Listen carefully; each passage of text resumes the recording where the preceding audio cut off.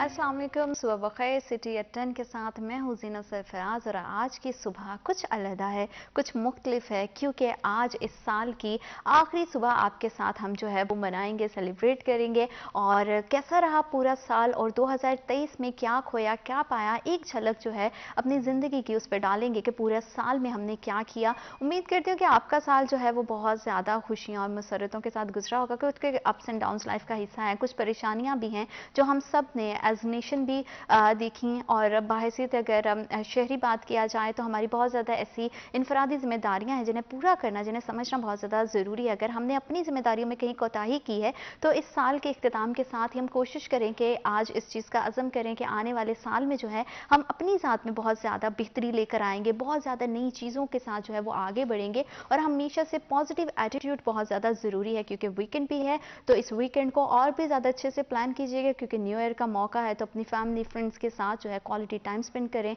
Memorable moments को जो है वो कैप्चर करें और 2024 का जो आगाज़ है इंतहाई आसान अंदाज से, खूबसूरती के साथ और पॉजिटिव एटीट्यूड के साथ करें। आज सिटी न्यूज़ नेटवर्क की पूरी टीम हमारे साथ मौजूद होगी, हमारे रिपोर्टर्स जो पूरा साल आपके लिए बीट्स में जाके, फील्ड में जाके डिफरेंट तरह की न्यूज़ आपके लिए लाते रहे। बहुत सारी अच्छी नवीद भी उन्होंने सुनाई, कुछ खबरें ऐसी थी जिससे हमारा दिल थोड़ा सा सहमा भी, बैठा भी, गमज़दा भी हुआ। और किस तरह से उनका पूरा साल रहा सहाफ़त के हवाले से और दीगर शोबों के हवाले से, ये जानेंगे।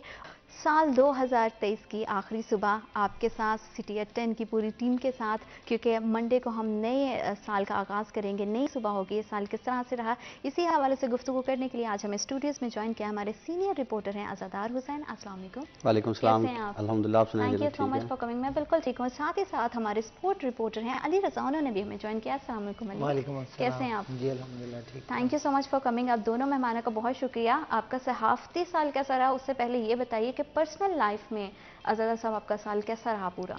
जी अल्हम्दुलिल्लाह, जो बेसिकली सहाफ़ी है ना उसके रिश्तेदार होते हैं ना वो खुशी मना सकता है, ना वो कहीं गमी में जा सकता है। ठीक है, सिर्फ काम काम काम काम कि सुबह हम आए हैं और शाम को जब हम घर गए हैं तो रास्ते में भी हमारे असाइनमेंट पे होते हैं शाम के टाइम इमरान साहब, उनके फ़ोन आ रहे होते हैं शाम के टाइम पे ना कि वो फलानी चीज़ रह गई है, फलाना शार्ट नहीं मिला, फलानी फुटेज नहीं है ना। तो रात को 8 9 10 बजे पहुंचते हैं तो फिर असाइनमेंट का फ़ोन आया था डे प्लान के हवाले से। But this is the beauty of journalism life ना, कि आपके जर्नलिस्ट की जो है ये खूबसूरती है उसकी ज़िंदगी की। खाना खा रहे होते हैं, इमरान साहब के फ़ोन आ रहे होते हैं, वो डे प्लान भेज दें जी। अच्छा, वो डे प्लान भेजते हैं, रात को 9 10 बज जाते हैं, फिर ज़ाहिर बात है सोना होता है, फिर सुबह उठ के फिर वही रूटीन है। तो साल 2023 के वाले से अगर फैसलाबाद में महकमा सेहत के वाले से बात की जाए तो सेहत के वाले से तो फैसलाबाद में दो तरह के शोबे जो हैं वो आवाम को सेहत की सहूलियात फराहम कर रहे हैं, जिसमें एक स्पेशलाइज्ड हेल्थ केयर है और दूसरा है primary and secondary health care. Primary secondary health care के वाले से बता दूं तो हम जब भी साल 2000 कोई भी साल का इख्तिताम होता है तो हम जब भी कोई खबर देते हैं आवाम को साल के हवाले से, तो मेरी बिलखसूस यही होती है कि खबरें के फलाने मनसूबे शुरू किए गए थे वो पाया तकमील तक नहीं पहुँच पाए। इससे जो है वो आवाम में एक नाराज़गी और एक जो गमगीनी का जो है वो सामना करना पड़ता है। मगर साल 2023 जो है वो फैसलाबाद के आवाम के लिए जब बहुत अच्छा रहा है सेहत के हवाले से। फैसलाबाद में महकमा प्राइमरी सेकेंडरी हेल्थ के मातहत इस वक्त फैसलाबाद में 4 तहसील हेडक्वार्टर हॉस्पिटल्स हैं और एक खुड़ियावाला 5 और 2 हमारे जनरल हॉस्पिटल हैं, जिसमें जनरल अस्पताल समनाबाद शामिल है और नुसरत फ़तेह अली खान हॉस्पिटल शामिल है। इस तरह 7 बड़े जो हॉस्पिटल्स हैं ये प्राइमरी एंड सेकेंडरी हेल्थ के मातहत काम कर रहे हैं और RSC जिन्हें रूरल सेंटर कहते हैं उनकी तादाद फैसलाबाद में 16 है और जो BHU हैं उनकी तादाद 167 है। और इसी तरह गवर्नमेंट सिटी की जो डिस्पेंसरी हैं जो कि 44 के करीब हैं और ज़िला कौंसिल की डिस्पेंसरी हैं उनकी तादाद 54 है। ये वो तमाम इलाज हैं जो कि महकमा प्राइमरी एंड सेकेंडरी हेल्थ के मातहत काम कर रही है। हम आते हैं जनरल अस्पताल समनाबाद पे। जनरल अस्पताल समनाबाद का मनसूबा 2012 में शुरू हुआ, 50 बेड से इसने 250 बेड पे जाना था और ये मनसूबा 2014 में मुकम्मल होना था, मगर बदकिस्मती से 2022 तक भी ये मनसूबा मुकम्मल नहीं हो सका। अल्हम्दुलिल्लाह साल 2023 अच्छा रहा और जनरल हॉस्पिटल समनाबाद जो है वो 250 बेड पे मुंतकिल हुआ और इसका बाकायदा इसे जो है वो डिस्ट्रिक्ट हेडक्वार्टर हॉस्पिटल का जो है इसे दर्जा दे दिया गया। इसके साथ आप आ जाएँ नुसरत फ़तेह अली खान हॉस्पिटल। नुसरत फ़तेह अली खान हॉस्पिटल जो है ये 2014 में शुरू हुआ और इसने 2016 में मुकम्मल होना था 250 बेड पे, मगर बदकिस्मती से 2022 तक ये भी जो था वो मुकम्मल नहीं हो सका। अब सूरत हाल ये है कि 2023 में जो था वो 110 बेड पे ये इस वक्त फाल है और इसे भी डिस्ट्रिक्ट हेडक्वार्टर हॉस्पिटल का जो है दर्जा दे दिया गया है। फैसलाबाद के दीगर जो तहसील हेडक्वार्टर हॉस्पिटल जिसमें जुमला शामिल है, समुंदरी है, तांदले वाला है, जड़ा वाला है, तो ये हॉस्पिटल जो है 60 बेड पे काम कर रहे थे। तो साल 2023 में इन्हें जो है वो 100 बेड पे मुंतकिल कर दिया गया है। ये भी आवाम के लिए ज़ाहिर बात है अच्छी खबर है कि 40 बेड का जो तमाम हॉस्पिटल जो कि तहसील हेडक्वार्टर हॉस्पिटल्स हैं, यहाँ पे 40-40 बेड का इजाफा हुआ। आवाम को जो है मजीद इलाज की सहूलियात और मिल अगर होंगी। इसी देखा तरह जाए तो पूरा साल जो है वो सेहत के लिहाज से, जैसे आपने बात की कि फैसलाबाद के लिए स्पेशली बहुत ज़्यादा अच्छा रहा। उम्मीद करते हैं कि 2024 भी इसी तरह से अच्छा रहेगा। अगर थोड़ा सा खेलों के मैदान की तरफ जाएं, क्योंकि खेल और सेहत आपस में बहुत अली जुड़े हुए होते हैं। अगर आप फिजिकली बड़ा एक्टिव रहते हो ना, तो आपकी सेहत भी बड़ी बेहतरीन रहती है। आपका 2023 कैसा गुजरा ये भी बताइएगा, और खेलों के हवाले से 2023 कैसा रहा? देखिए, जैसे जदर भाई ने बताया, अक्सर ये कहावत कही जाती है कि जी हस्पताल वीरान होते हैं तो खेल ही जो है वो हस्पताल को वीरान करते हैं। तो मेरे हिसाब से 2023 खेलों के लिए बेहतर नहीं रहा इतना ज़्यादा। लास्ट पे एक मंथ पहले जो है वो सीएम पंजाब मोहसिन नकवी साहब की जानब से हाई परफॉर्मेंस सेंटर जो है बस उसका एक इफ्तिताह किया गया। जो भी अभी तक जो है वो स्टार्ट नहीं किया गया, उस पर काम शुरू नहीं किया गया। अभी वहाँ पे प्लेयर्स जो है वो प्रैक्टिस या वो नहीं करते अभी। लेकिन अगर ओवरऑल बात की जाए, हमें सबसे बड़ा इशू यही रहा है फैसलाबाद में कि हम पाकिस्तान का तीसरा बड़ा शहर है और यहाँ पे कोई भी इंटरनेशनल मैचेस वगैरह नहीं हुए। अगर हॉकी की बात करें तो वो भी नहीं हुए। क्रिकेट मैच है, पीएसएल हुए हैं, पीएसएल भी जो है वो यहाँ पे नहीं रखा गया। बाहर से बहुत सी टीमें आई यूरोप कंट्री से खेलने के लिए, वो फैसलाबाद में जो है वो जीनत नहीं बन सकी। फैसलाबाद आवाम जो है वो मायूस रही है। अगर मैं फुटबॉल की बात करूं तो फुटबॉल का भी कोई इतना बड़ा इवेंट नहीं हो सका, ना तो कोई एक ग्राउंड दिया गया। इसमें ओवरऑल अगर देखा जाए, कोई भी एक ऐसी चीज़ जो है वो जो दिखाई दे कि इस साल ये बेहतर जो है वो दिखाई दिया, तो वो मेरा ख्याल है कि कोई नहीं, कोई कुछ भी चीज़ जो है वो दिखाई नहीं दी। हमारा जो रवायती खेल है, जो हम पंजाब का कल्चर है, कबड्डी, जो बहुत शौक से देखा जाता है, और अगर पाकिस्तान की टीम की बात की जाए तो 12 प्लेयर जो हैं वो फैसलाबाद से वाबस्ता है। मतलब पूरी की पूरी टीम जो है वो फैसलाबाद से वाबस्ता है, लेकिन उसके बावजूद उसके लिए भी कुछ नहीं किया गया। प्राइवेट के तौर पर जो है वो इवेंट करवाए गए, दूसरी शहर से लोगों ने आके जो इवेंट कर, लेकिन फैसलाबाद की जानब से कोई भी एक बड़ा प्रोजेक्ट जो है वो खेलों की जो है वो नज़र नहीं, मुझे नहीं दिखाई दिया। अगर मैं कम्प्लेक्स की बात करूँ, अब डचकोट कम्प्लेक्स है, उसकी तरफ जो है वो भी अधूरा मंसूबा जो है वो छोड़ दिया गया है। इसके साथ एथलीट ट्रैक था, उसकी कोशिश की गई थी कि उसको जो है वो मुकम्मल किया जाएगा, और इसके साथ 3 करोड़ और 35 लाख की लागत से तकरीबन जो खिलाड़ियों का हॉस्टल था वो बनाने की कोशिश की जा रही थी, वो भी मंसूबा जो है वो अधूरा छोड़ दिया गया है। तो क्रिसेंट कम्प्लेक्स जो है, इसे भी जो है वो ये भी अब गिरने वाला है। अपनी मदद आपके तहत जो है खिलाड़ियों ने जो इसकी बिल्डिंग को तैयार किया है। तो स्पोर्ट्स डिपार्टमेंट और ज़िला इंतज़ामिया ने खेलों को इतना ज़्यादा जो है वो तवज्जो नहीं दी, इसको नज़रअंदाज ही किया है। कोई बड़ा अफसर या डीसी या कमिश्नर लेवल का कोई भी बड़ा अफसर जो है वो इसकी तरफ तवज्जो शायद नहीं दे रहा। वो डिस्ट्रिक्ट और डिवीज़न के जो ऑफिसर हैं, उनकी जो एक रूटीन है, उसी रूटीन में वो काम करते रहे पूरा साल, और जो इवेंट आता रहा एसोसिएशन करवाती रही, उनके साथ मिलकर वो करवाते रहे। एक बड़ा मंसूबा, एक बड़ी चीज़ जो है वो फैसलाबाद में खेलों के लिए दिखाई नहीं दी।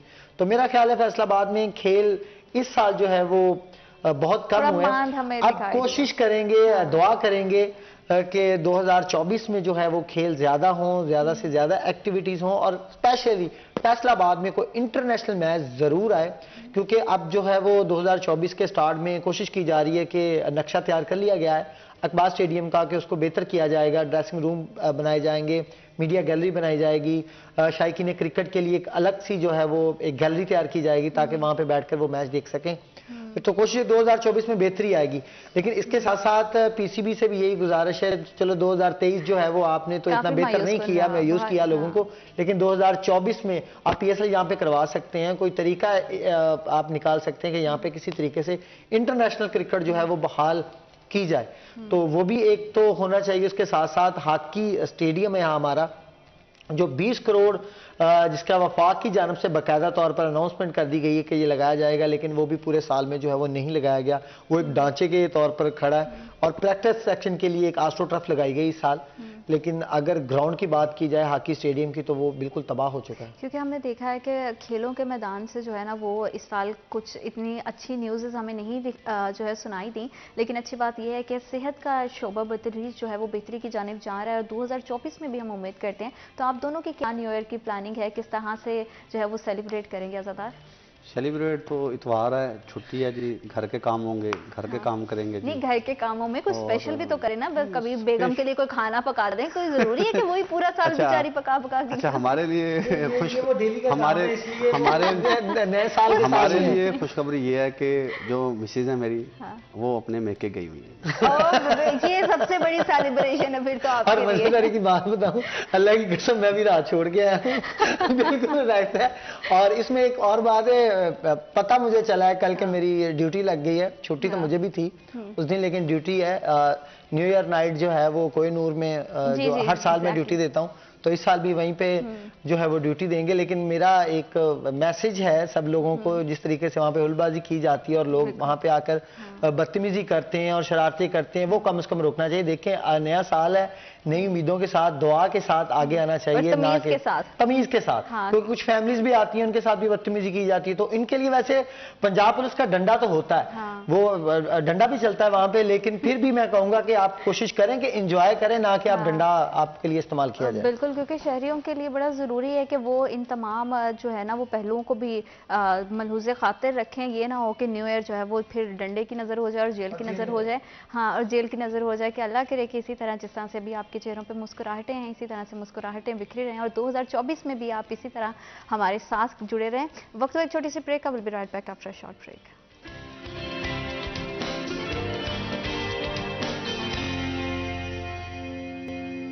Welcome back to after short break. आप देख रहे हैं सिटी एट 10, और आज की सुबह जो है वो ढेरों ढेर जो है वो मैं समझती हूँ कि खुशियाँ भी लेकर आई है, और थोड़ा सा जो है ना वो हमें गौर करने का भी मौका है। एक अलार्मिंग कहते हैं कि मोमेंट है कि हमें सोचना चाहिए कि पूरे साल हमने क्या किया। बहुत ज़्यादा ऐसा होता है कि पूरे साल हम यही सोचते रहते हैं, अच्छा इस साल क्या करें, आज नहीं करेंगे कल करें। अरे आज के दिन ही अज़म कीजिए और 2024 को और भी हसीन और भी खूबसूरत बनाइए। और सिटी न्यूज़ नेटवर्क की पूरी फैमिली ने बहुत काविशें की हैं पूरा साल आपके लिए, आप तक जो है वो बेहतरीन कवरेज करने के लिए। और किस तरह से पूरा साल सहाफ़ती लिहाज से रहा वो हम जानेंगे हमारे रिपोर्टर से।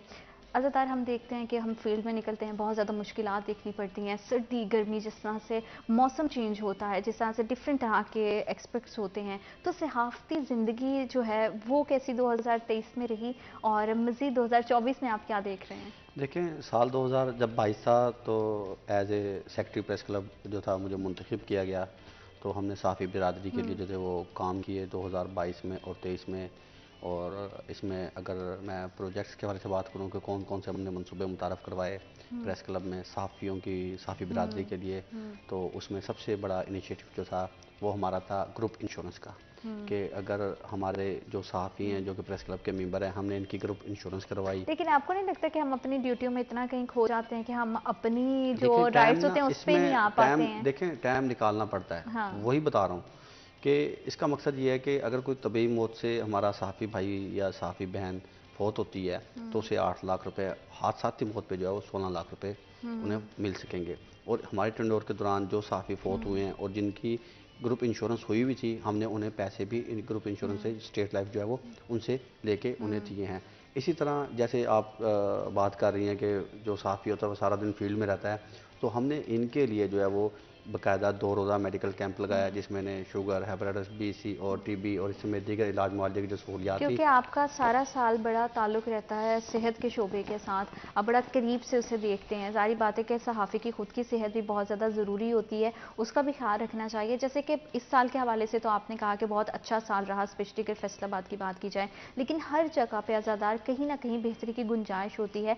हेल्थ डिपार्टमेंट में आप क्या समझते हैं कि कहाँ पे मज़ीद जो है वो बेटरमेंट की ज़रूरत है, और 2024 में जो महकमा सेहत है उसे उन चीज़ों को टारगेट करना चाहिए? देखें, कोई भी हुकूमत आती है तो उसकी तरजीह ये होती है सेहत और तालीम। और सेहत के वाले से कहा जाता है कि दहलीज पे जो है वो जिस तरह इंसाफ दहलीज पे फराम किया जाए, इसी तरह ये कहा जाता है जो सेहत है वो भी शहरियों को उनकी दहलीज पे फराम की जाए।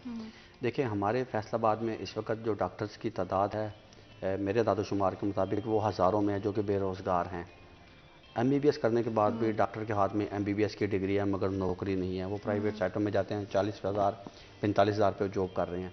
अब हमारे जो BHU हैं जो कि 6 घंटे के तौर पे आवाम को इलाज मुआवजे की सहूलियात फराहम कर रहे हैं, तो मैं समझता हूँ कि उन्हें 24/7 करने की ज़रूरत है। और कुछ BHU ऐसे हैं 88 के करीब 167 में से जो कि 24/7 काम कर रहे हैं, मगर उसका जो निज़ाम है वो सुबह के औकात में डॉक्टर चला रहे हैं, शाम के औकात में और रात के औकात में उसका जो निज़ाम है LHV चला रही है। इस तरह शाम के औकात में डॉक्टर तैनात होने चाहिए, रात के औकात में डॉक्टर तैनात होने चाहिए उन BHUs में, जहाँ पे डॉक्टर जो हैं उन्हें रोज़गार मिलेगा तो इसके साथ साथ जो आवाम है उन्हें बेहतर इलाज की सहूलियत मैसर आ सकेगी। इसी तरह अगर गवर्नमेंट स्ट्रीट डिस्पेंसरी की बात की जाए जो कि फैसलाबाद में 44 के करीब है, तो इनमें है कि एजुकेशन और हेल्थ का एक बहुत बड़ा कनेक्शन है। इसी तरह अगर हम खेलों के हवाले से बात करें अली, तो मुझे लगता है कि एजुकेशन के साथ साथ जो है वो स्पोर्ट्स की अपॉर्चुनिटी भी बच्चों को फराहम करना बहुत ज़्यादा ज़रूरी है। जितने भी हम देखते हैं कि टीन एज बच्चे हैं या फिर ऐसे बच्चे हैं कि जिनमें बहुत ज़्यादा टैलेंट है लेकिन उनके पास उस तरह की मौके नहीं उनको नज़र आते हैं और ना उनके पास उस तरह की डायरेक्शन है, क्योंकि हमारे तालीमी इदारों में शायद उस तरह की एजुकेशन नहीं सपोर्ट के लिहाज से दी जाती। तो 2024 में कहाँ कहाँ बेहतरी की गुंजाइश है और किस तरह से चीज़ों को बेहतर बनाया जा सकता है? देखिए, ये बात मैं पहले भी प्रोग्राम में कर चुका हूँ कि अगर हमारे एजुकेशन से वाबस्ता जो अफसरान हैं, इसमें से एजुकेशन है और इसके साथ साथ जिनकी जिम्मेदारी है, अगर वो इस चीज़ को रखें कि हमने रोज़ाना की बुनियाद पर एक पीरियड जो है वो स्पोर्ट्स का करवाना है जिसमें बच्चे जो है वो खेल सकें। आप कहीं यूरोप या इंडिया में चले जाएं तो वहाँ पे एक सेक्शन रखा जाता है जिसमें सिर्फ स्पोर्ट्स के रिलेटेड जो है वो बताया जा रहा है। लेकिन आजकल हमारे प्राइवेट स्कूल जो हैं वो खुद ही जब आप इंटर होते हैं तो स्कूल ख़त्म हो जाता है, ना तो वहाँ पे ग्राउंड होता है और ना पे बच्चे वहाँ पे खेलते हैं। और उनको वहाँ पे हमारे जो प्राइवेट स्कूल्स के जो टीचर्स हैं वो LCD के ऊपर जो उनको गेम लगा के देते हैं, हाँ, वो ऐसा खेलते हैं, उसके बाद वो घरों में जाके उसी तरीके से खेलते हैं, जो मेरा ख्याल है बच्चों के लिए बेहतर नहीं होता। तो गवर्नमेंट्स को चाहिए 2024 में कि स्कूल लेवल पर एक रेगुलर जो है वो मंथली या इसके बाद एक स्पोर्ट्स का मेले का इनेकाद करे जिसमें रेगुलर जो है वो बच्चे अपनी गेम कर सकें, क्योंकि अगर स्कूल लेवल से बच्चा खेलेगा तो उसका वो शौकीन होगा। लेकिन आजकल हमारी सूरत कुछ ऐसी चल रही है कि बहुत कम बच्चे जो हैं वो घर से निकलकर सेकंड टाइम जो है वहाँ पे ग्राउंड पे जाते हैं और वहाँ पे जो है वो खेलते हैं। तो एक तो हमारे यहाँ पे ग्राउंड्स की भी बहुत ज़्यादा कमी है। जो गवर्नमेंट स्कूल है उनको चाहिए कि उनके पास बहुत बड़ी जगह होती है, वो बच्चों के लिए मखसूस कर दें कि वहाँ पे जो है वो बच्चे खेल सकते हैं। हमारे कुछ स्कूल ऐसे हैं जो बच्चे अगर खेलना चाहते हैं तो वहाँ पे ताले लगा दिए जाते हैं कि यहाँ पे कुछ नहीं होता जी, यहाँ पे ग्राउंड को ख़राब किया जाता है। देखिए, अगर ग्राउंड बनाया गया है, अगर गवर्नमेंट का है तो उसको इस्तेमाल करना चाहिए। तो इन चीज़ों पर तमाम पर फोकस करना चाहिए। मेरे हिसाब से 2024 में जो है वो स्कूल लेवल पर जो है वो स्पोर्ट्स को लेके आना चाहिए, जो बहुत कम हो चुकी है। हर साल सिर्फ 1 या 2-3 जो है वो इस्तेमाल किए जाते हैं, इसको स्पोर्ट्स गाला का नाम दे दिया जाता है और उसमें तमाम स्कूलों को बुला लिया जाता है और वहाँ पे गेम करवाए। अच्छा, इसमें मैं ये कहूँगा कि देखें, स्पोर्ट्स सिर्फ बच्चों की हद तक नहीं है। अब हम जिस एज में पहुँचे हैं तो हमें अफसोस होता है कि हमने शुरू में जो थी वो गेम स्कूल से स्टार्ट क्यों नहीं की और उसके बाद लड़कपन फिर जवानी में हम स्पोर्ट्स क्यों नहीं करते रहे। देखें, जितनी कोई ना कोई इंसान को गेम करते रहना चाहिए, मैं ये समझता हूँ। अगर गेम करेंगे तो बीमारियों से आप महफूज रहेंगे, बीमारियों से महफूज रहेंगे, आपका जिस्म भी जो है वो एक्टिव रहेगा। देखें, आज के दौर में हम देखते हैं यही बात हुई ना, FIA या पुलिस की डिपार्टमेंट की जानिब से जब भी कोई दौड़ करवाई जाती है तो आप देखें कि जो हमारे नौजवान हैं वो तकरीबन कोई 1 किलोमीटर दौड़ता है, कोई आधा किलोमीटर दौड़ता है, वो थक जाता है और गिर जाता है। देखिए, जवानी में हमारे नौजवानों का ये हाल है। इसकी वजह यह है कि वो स्पोर्ट्स से वाबस्ता नहीं है। अगर वो स्पोर्ट्स से वाबस्ता होंगे और दौड़ेंगे, खेलेंगे, कूदेंगे तो उनमें जो है वो एनर्जी होगी तो वो मुख्तलिफ बीमारियों से जो महफूज रहेंगे। सीनियर इसी को कहते हैं कि बीट मेरी वाली बातें चल रही है, लेकिन उसको हेल्थ में कैसे लेके गए? ये हेल्थ में ले गए, करने की बात कर रहे हैं कि लोग खेलों से मुंसलिक होंगे तो हॉस्पिटल से बीट में लेके ना, खेल को उठा के उधर ले गए ना। और वो लोग, जारी बात है कि रश कम होगा, बीमारियां कम होंगी तो हॉस्पिटल का उनका काम थोड़ा सा जो है ना वो कम हो जाएगा। और ये हकीकत भी है कि अगर हम गेम्स वगैरह करते रहे, और उम्र मैंने देखे हैं कई हमारे दोस्त हैं, कई डॉक्टर्स हैं, वो शाम के टाइम गेम्स वगैरह करते हैं और वो अल्हम्दुलिल्लाह फिट हैं। और कई हमने देखे हैं, अफसरान देखे हैं जो अभी भी तकरीबन वो 20वें ग्रेड में पहुंच चुके हैं, मगर इसके बावजूद वो जहाँ ड्यूटी के फ़राइज़ सर अंजाम दे रहे होते हैं, शाम के टाइम वो किसी ना किसी खेल जिसका उन्हें शौक है तो उसे वो ज़रूर टाइम देते हैं, जिससे वो फिट रहते हैं। और अल्हम्दुलिल्लाह हमने देखा है कि हमेशा वो हशाश बशाश और फ्रेश जो है वो नज़र आते हैं। तो इसलिए मैं समझता हूँ कि सिर्फ और सिर्फ ये ही नहीं होना चाहिए कि बच्चे जो है वो स्कूल तक ही महदूद रहें, और स्कूल के बाद जो है जारी वो बात उनके है ऊपर कि गेमों खेल के और ऊपर पाबंदी सेहत का लग जानी जैसे मैंने चाहिए। कहा है कि ये पैरेलल चलती हैं। अगर तो आप खेलों से मुंसलिक रहेंगे तो आप सेहतमंद रहेंगे और जो है बीमारियों से दूर रहेंगे। आप दोनों मेहमानों का बहुत शुक्रिया, आपने हमें और हमारे प्रोग्राम को वक्त दिया। वक्त एक छोटी सी ब्रेक का। Will be right back after a short break.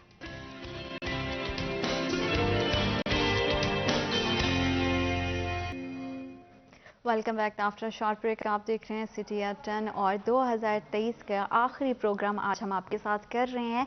बड़ी ही मज़ेदार सी गुफ्तगू जारी है कि हमारी पूरी टीम ने, हमारे पूरे सिटी न्यूज़ नेटवर्क ने किस तरह से आपके साथ जो है वो पूरा साल जुड़े रहे, हर फील्ड से रिलेटेड आपको जो है वो आगाह करते रहे टाइम टू टाइम कि किस तरह से क्या मामला चल रहे हैं। कुछ अप्स एंड डाउन्स आते हैं और ये अप्स एंड डाउन जो है वो ज़िंदगी की खूबसूरती हैं।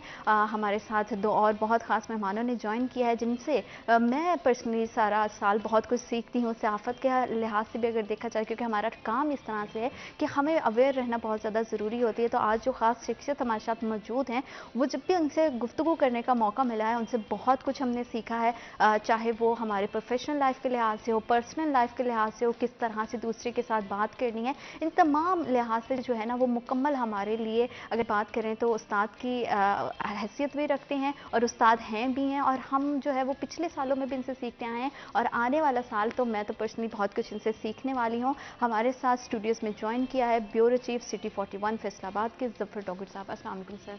बहुत शुक्रिया madam, thank you very so much. much. आपने इतने खूबसूरत कलमात कहे।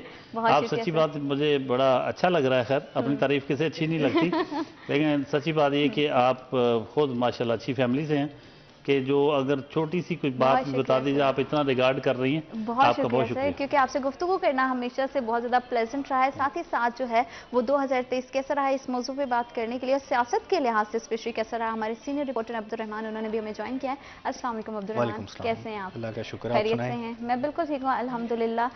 बहुत जो है ना वो तो मैं कह रही हूँ कि आज का दिन मुझे बड़ा स्पेशल सा फील हो रहा है क्योंकि 2023 का लास्ट डे है और स्पेशल ऑडियंस के साथ एक इतना अच्छा कनेक्शन हमारा बिल्डअप हो गया कि जब भी बात करते हैं तो बहुत कुछ डेली रूटीन पे आप सब लोगों से सीखने को मिलता है। सर सबसे पहले तो 2023 आपका पर्सनली कैसा रहा? अल्लाह ताला का बड़ा कर्म है जब कहते हैं कि all is well that ends well. Exactly. आपका अगर चीज़ एंड पे अच्छी हो गई है तो इसमें मुझे एक मेजर सर्जरी से गुजरना पड़ा, मेरा बाईपास हुआ जी बिल्कुल। हार्ट का।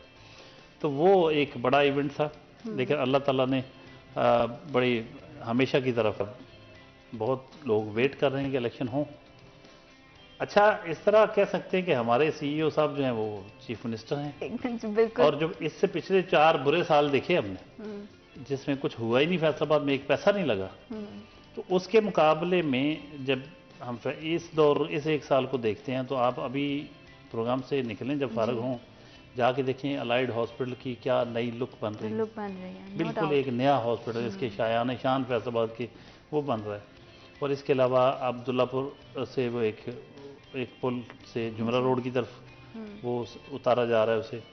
फैसलाबाद को इसके ये तो नहीं हम कह सकते कि इसका जितना रेवेन्यू देता है उसके हिसाब से फंड मिलना शुरू हो गए, लेकिन अब पहली दफ़ा लगा कि फैसलाबाद पे कोई तवज्जो की है, किसी ने तवज्जो दी है। जी।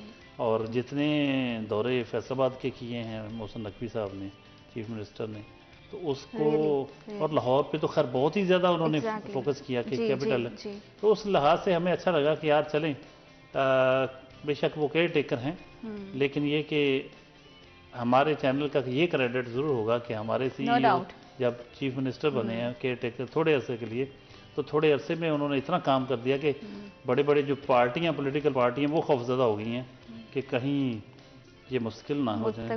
और इतने ज़्यादा एनर्जेटिक हमने उनको देखा है जिस तरह से, और फिर वो फीडबैक लेने के लिए खुद पहुंच जाते हैं जो सबसे अच्छी बात है। और पब्लिक के साथ उनका जो इंटरेक्शन है, he puts very well efforts. उन्होंने इतनी खूबसूरती से अपने काम को संभाला है। अगर 2023 के लिहाज से अब्दुर्रहमान आपका क्या नज़रिया है, किस तरह से पूरा साल गुजरा? क्योंकि सियासत के हवाले से आप जो है वो हमेशा से हमें अपडेट करते रहे, ज़राअत के शोबे से जो है वो आपने बड़ा करीब से उसमें तब्दीलियाँ देखी हैं, तो कैसा रहा आपका 2023?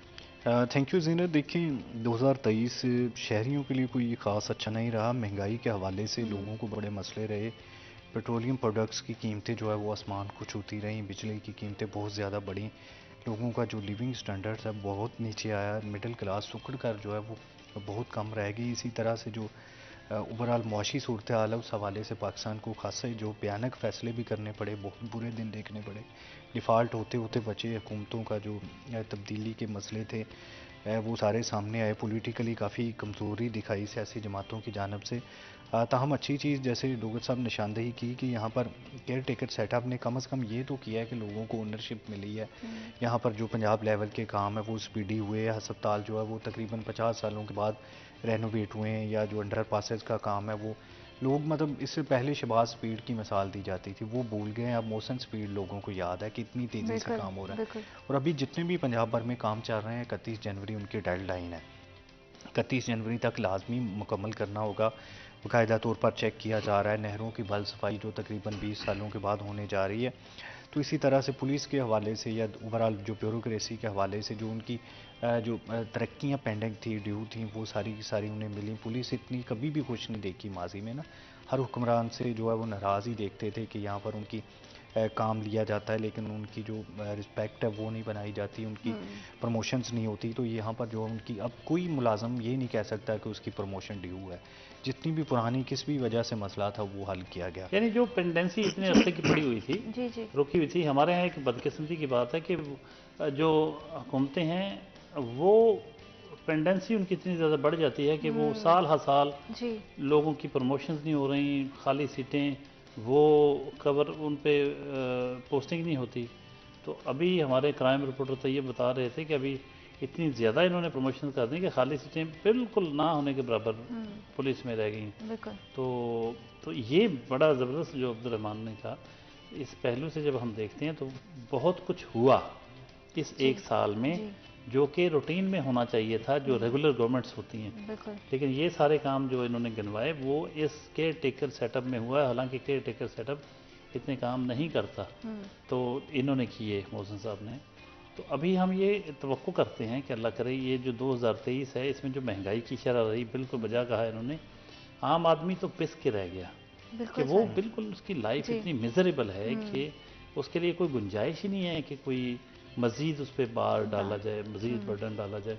तो इसलिए अभी इलेक्शन जब होंगे, नई क़यादत आएगी मरकज़ में और फिर सूबों में भी, तो वो उससे तवक्को की जा सकती है कि इंशाल्लाह अगला 2024 का जो सूरज तलू हो वो पाकिस्तान के अवाम की जो 2023 में मिजरीज़ थी, जो मसाइल थे, क्योंकि गैस, पेट्रोल, बिजली, हर चीज़ जो वो इतनी बेतहाशा उसमें इजाफा हो चुका है कि आम आदमी के लिए जिस्म जान का रिश्ता बरकरार रखना वाकई ऑनरेबल तरीके से नामुमकिन हद तक मुश्किल हो गया है।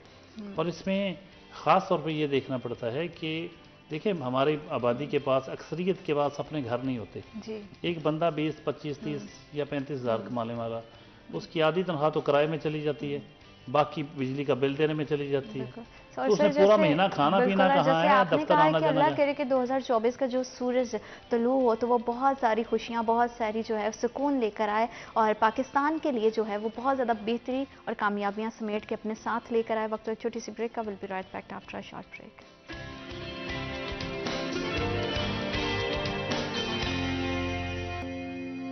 Welcome back after a short break. आप देख रहे हैं सिटी एट 10 और आज का जो प्रोग्राम है बड़ा ही ख़ास है क्योंकि हम पूरे साल हमने क्या किया, क्या खोया, क्या पाया, उस पर एक नज़र डालेंगे और पाकिस्तान के लिहाज से स्पेशली ये साल किस तरह से रहा, क्योंकि हमारी आवाम ने बहुत ज़्यादा उतार चढ़ाव का सामना किया। बेरोज़गारी हो, तालीम की कमी हो या फिर हमारे यहाँ बढ़ता हुआ क्राइम हो, बहुत ज़्यादा ऐसे पहलू थे, ऐसे माशरती रवैये हमने देखे जिनका चेहरा बहुत ही ज़्यादा गुनगुना था। उम्मीद करते हैं कि 2024 का जब सूरज तलू हो तो वो अपने साथ बहुत ज़्यादा खूबसूरती, बहुत ज़्यादा नवीद और बहुत ज़्यादा जो है ना उम्मीद की नई किरणें लेकर आए जाए, क्योंकि उगता हुआ हर सूरज जो है वो रोशनी के साथ साथ उम्मीद की एक नई किरण के तौर पर अगर कंसीडर किया जाए, और उसमें बाहैसियत शहरी हम सब की भी बड़ी रिस्पॉन्सिबिलिटी है कि हम अपनी अपनी जिम्मेदारियों को समझें और अपनी स्टेट में जितना अपना कंट्रीब्यूशन है उसे फुल तरीके से जो है उसका हिस्सा जो है उसमें डालें, क्योंकि बहुत ज़्यादा ज़रूरी है दूसरे पर उंगली उठाने से पहले अपनी गिरेबान में झांक लेना।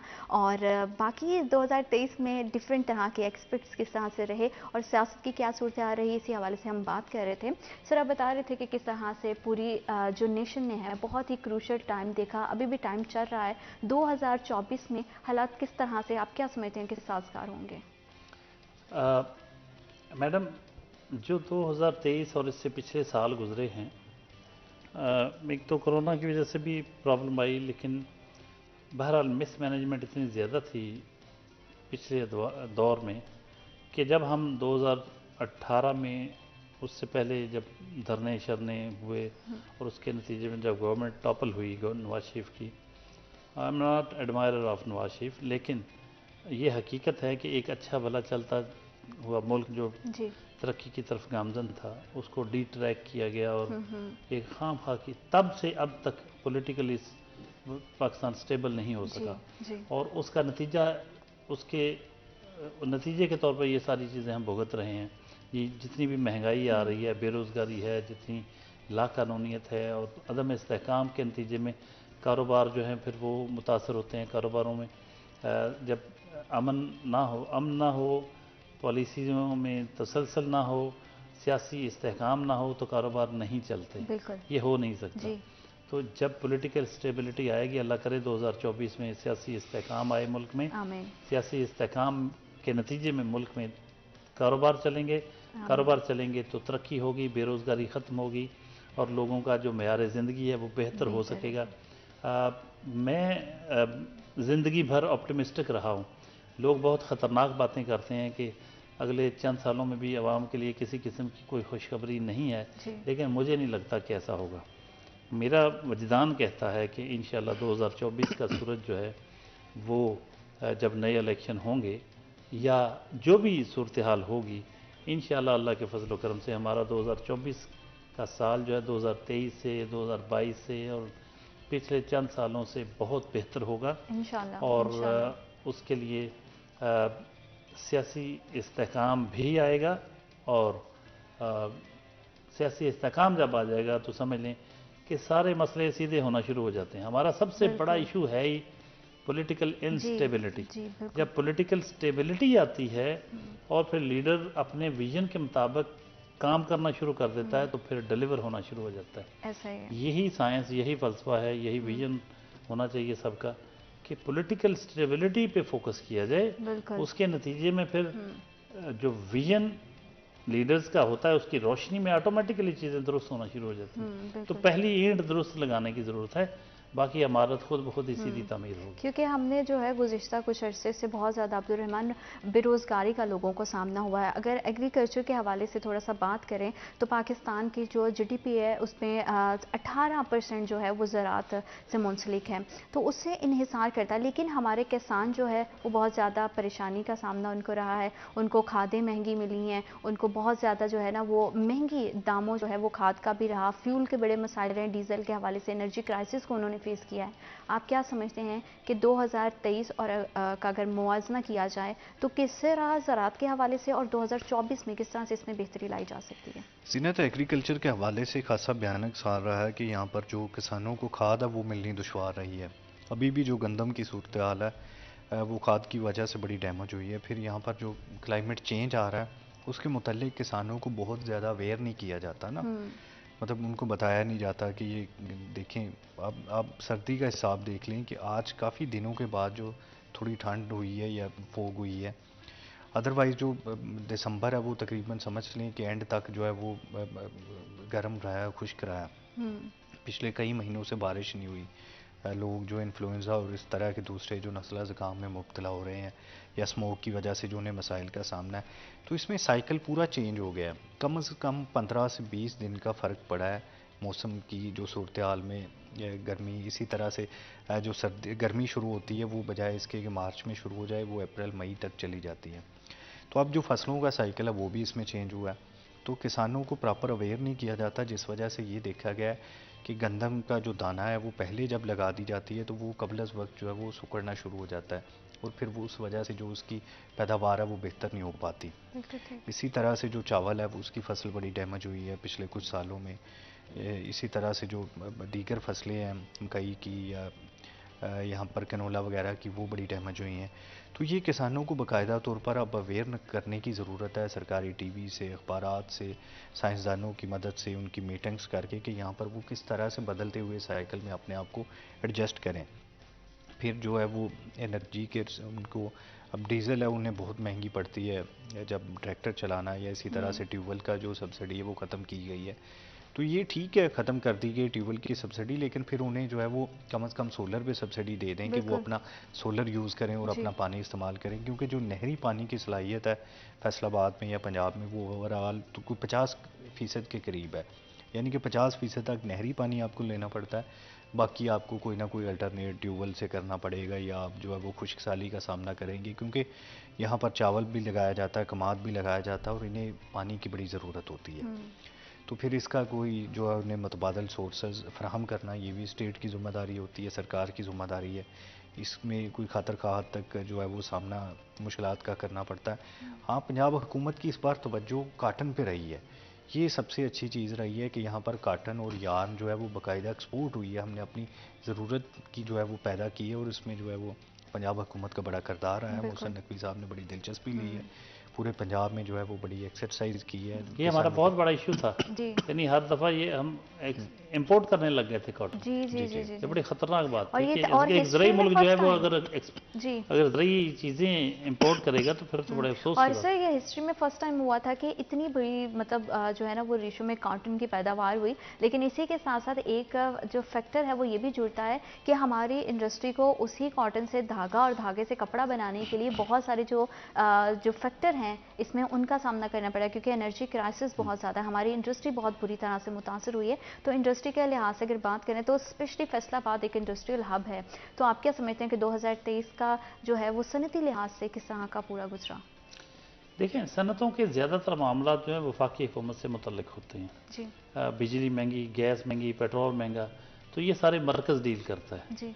तो मरकज़ी हुकूमत की तरफ से ये एक वही नून लीग की हुकूमत का तसलसल वही पॉलिसियाँ नज़र आ रही हैं, और उनका जवाब वो ये पेश करते हैं कि जो मुआहदे PTI ने किए थे IMF से जी। और फिर जब तोड़ दिया था तो उसकी, और जब उनको अदम एतमाद की तहरीक पेश हो गई तो फिर उसके बाद जो कुछ उन्होंने किया, जिस तरह पेट्रोल सस्ता करने की कोशिश की ताकि आने वाली हुकूमत पे बर्डन पड़े, वो इस तरह की इंस्टेबिलिटी उस वक्त पैदा हुई कि वो अभी तक हम ये मुआहदे सारे उसी दौर के हुए हैं, तो वो उसका नतीजा भुगत रहे हैं। कब तक भुगतेंगे ये हम कुछ नहीं कह सकते। सर सनदी लिहाज से ये साल किस तरह से रहा, इसके हवाले से मज़ीद गुफ्तगू करेंगे, लेकिन वक्त हुआ एक छोटी सी ब्रेक का। Will be right back after a short break.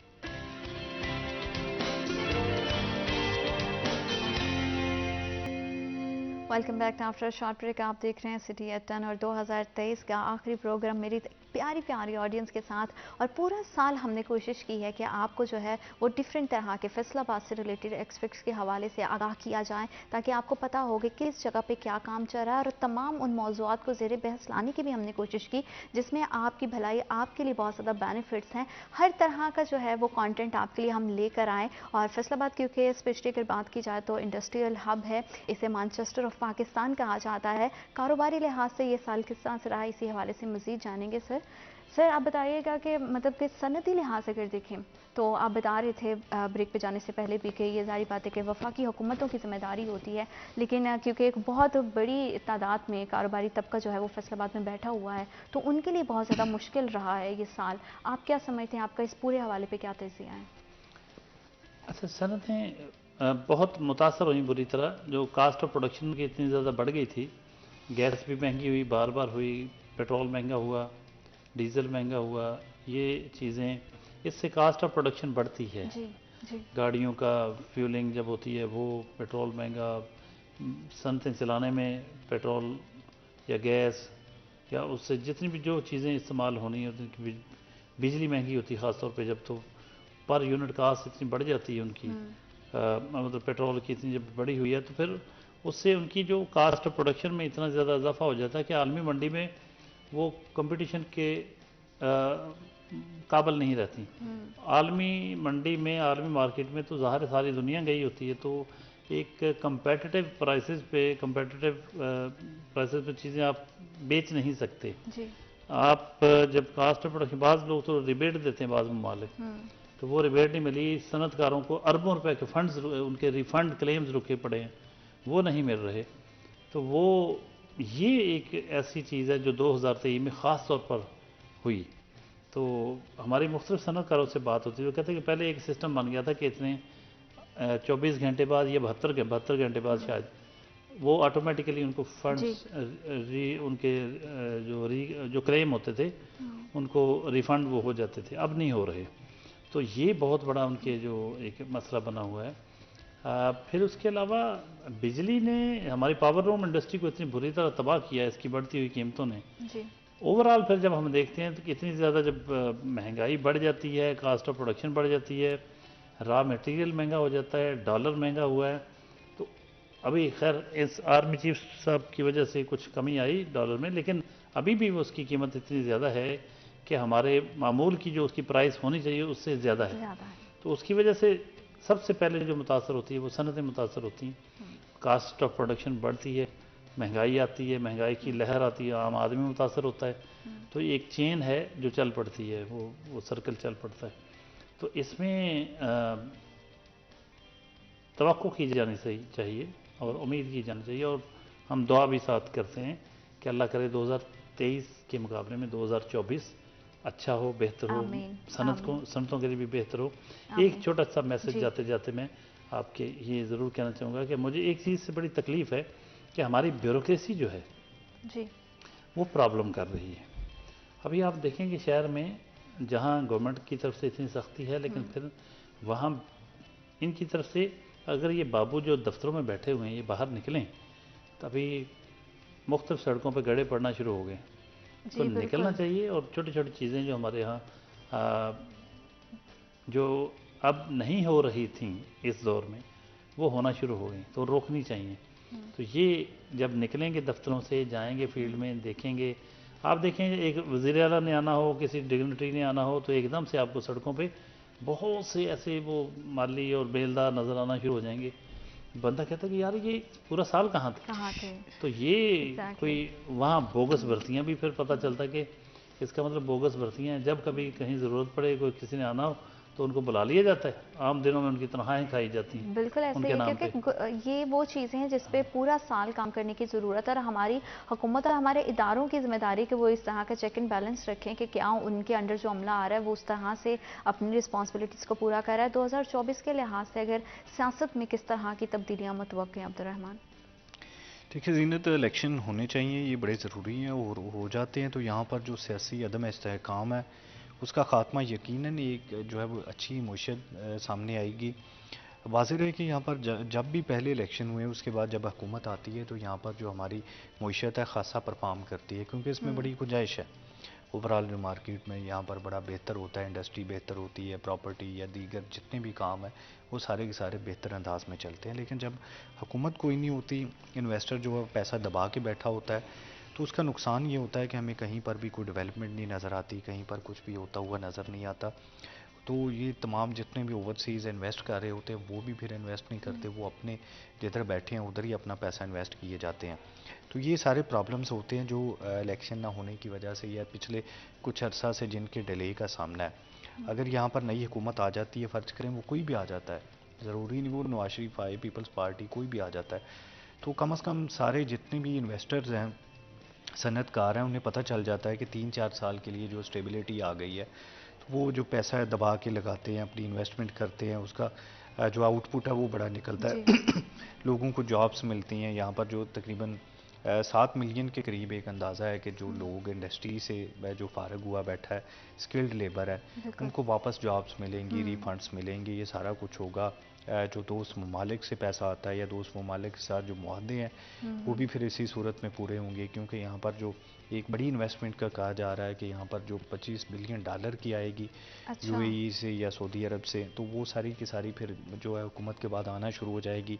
Agriculture में बड़ा पैसा लगाने जा रहे हैं गल्फ कंट्रीज़, तो पाकिस्तान में इसकी गुंजाइश भी बड़ी है, ज़मीनें बहुत ज़्यादा है, लेकिन वो नाहमवार ज़मीनें हैं, यहाँ पर उनमें एग्रीकल्चर जो है वो अभी नहीं होती, उनको आबाद करने की ज़रूरत है। तो जब वो आबाद की जाएगी कुछ सालों के लिए, जब उन्हें जो है हुकूमत की जानिब से लीज़ पर दिया जाएगा, तो ये उनके लिए भी बहुत बड़ा फ़ायदा है, यहाँ पर जो लोकल ज़मींदार है उसके लिए भी बड़ा फ़ायदा है।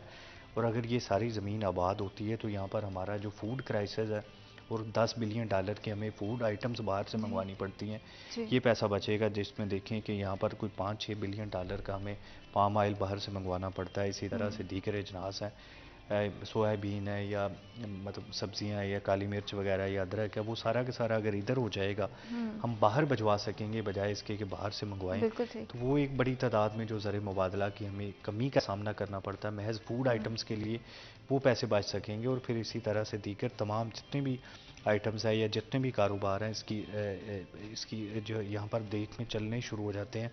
फिर जब इंडस्ट्री चलती है लोगों को रोज़गार मिलता है, जब डेवलपमेंट आती है, यहाँ पर इंफ्रास्ट्रक्चर पे काम होता है, तो लोगों के कई तरह के कारोबार चलते हैं, प्रॉपर्टी पे काम होता है। क्योंकि 2023 में बेरोजगारी भी एक बहुत बड़ा मसला लाया है, लोग अभी तक उसको फेस कर रहे हैं, तो वो सारे ये वो एक्सपेक्टेशन जिसमें आप बात कर रहे हो कि जिसको अगर बेहतर अंदाज में चलाया जाए तो हम बेरोजगारी जैसे जो मसाइल हैं उससे निकल सकते हैं।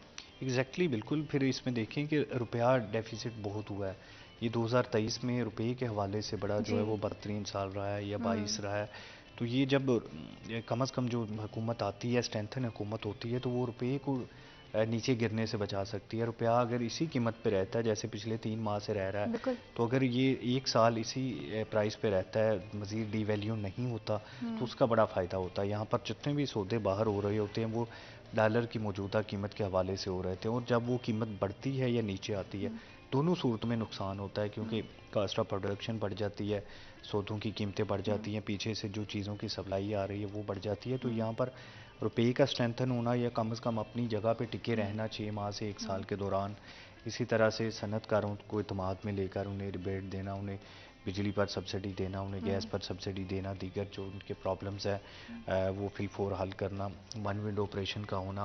डॉक्टर साहब ने बड़ी खूबसूरत निशानदेही की, ब्यूरोक्रेसी की वजह से यहाँ पर सबसे ज़्यादा मसाइल होते हैं। देखिए एक यहाँ पर मोहसिन नकवी साहब जब सीएम बने थे तो उन्होंने तकरीबन कोई 1200 पेट्रोल पंप थे पंजाब में जिनके एनओसी क्लियर करवाए थे, यानी कि महज एनओसी नहीं देते ना, एनओसी का मसला होता है तो वो पेंडिंग पड़ा है कई सालों से।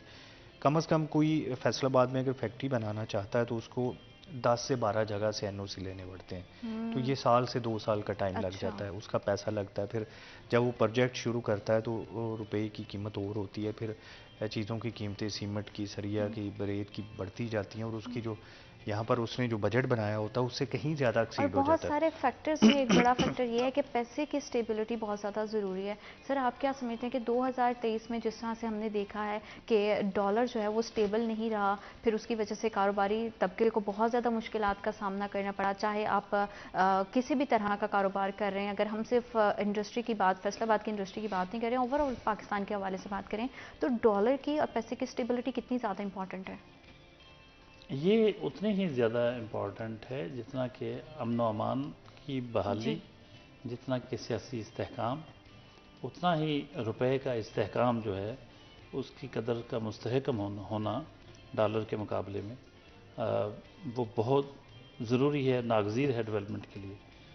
ये फ्लक्चुएशंस जो आती है उसकी वजह से उनके सौदे मुतासर होते हैं। आज आपने एक ख़ास रेट पे आपने बाहर कोई ऑर्डर इंपोर्ट या एक्सपोर्ट का ऑर्डर कर लिया, अब डॉलर महंगा हो जाता है तो 2 माह बाद, 6 माह बाद, या यहाँ तो रोज़ बढ़ता कम होता है। हमारे साथ लोगों ने सौदे करने से इनकार कर दिया कि अभी किस कीमत पे करेंगे जी, क्या कल को क्या होगी। अभी देखें गाड़ी वालों ने ये किया था कि आज अगर आप कोई आप रेट लेते हैं, वो कहते हैं कि नहीं भाई जिस रेट पे डिलीवरी होगी उस रेट पे उस वक्त जो रेट होगा डॉलर का वो लेंगे, तो नोबडी नोज कि उस वक्त क्या रेट होगा। तो ये कारोबार को बहुत बुरी तरह शैकल करती है, ये चीज़ हिला के रख देती मार्केट को कि आपका रुपया, आपका पैसा, आपकी करेंसी उसमें इस्तेहकाम ना हो, जितनी भी कीमत हो जाए, चले वो हो जाए जी 300 का होना डॉलर, जितने हो स्टेबल हो जाए कि बस इतने का रहना, तो स्टेबल नहीं रहती कीमतें, वो ऊपर नीचे होता रहता है। तो वो उसकी वजह से बहुत बड़ा एक ये कम से कम ये हुआ कि अब आप देखें कि जब आर्मी चीफ ने स्टैंड लिया कुछ और हमारी वफाकी हुकूमत ने, जिसमें मेजर रोल तो आर्मी चीफ का ही था, उसमें आके उसके बाद आप देखें कि डॉलर जिस तरह रोज़ यूं ऊपर नीचे जा रहा था वो रुक गया। उसकी अब उसका नतीजा भी बेहतरी की शक्ल में आ रहा है कि चीज़ें मुस्तहकम होना शुरू हो गई हैं, स्टेबिलिटी आना शुरू हो गई है। ये इसी तरह रहनी चाहिए, पॉलिटिकल गवर्नमेंट हो या अभी केयर टेकर जो सेटअप है, डॉलर या रुपया हमारा, हम रुपये की बात करें, उसका मुस्तहकम रहना और एक ख़ास कीमत पे बरकरार रहना काफ़ी अरसे तक, ये बहुत ज़रूरी होता है। बिल्कुल, ये उतार चढ़ाव बार बार जो नहीं बड़ा बुरी तरह मुतासर करता, क्योंकि जाहिर बात है कि आपके पास एक पूरा आपने प्लान किया होता है। पॉलिसीज़ की हम बड़ी बात करते हैं, आपका पूरी प्लानिंग जो है वो डिस्टर्ब हो जाती है, और बिजनेस में जो है वो कोई चंद रुपयों की बात नहीं है, लोगों के लाखों इन्वेस्ट होते हैं, तो उस लिहाज से बड़ा ज़रूरी हो जाता है। बेरोज़गारी के साथ साथ अब्दुर्रहमान हमने देखा है कि क्राइम रेशो भी बहुत ज़्यादा बड़ी है, लोगों के अंदर जो है ना वो एक अदम एतमाद अपनी हुकूमतों को लेकर दिखाई दिया, उनका जो एतमाद है वो बुरी तरह से जो है वो मुतासिर हो गया। और इस एतमाद को 2024 में क्या आने वाली गवर्नमेंट बहाल कर पाएगी या नहीं, इसी हवाले से मजीद बात करेंगे वक्त एक छोटी सी ब्रेक का। Will be right back after a short break.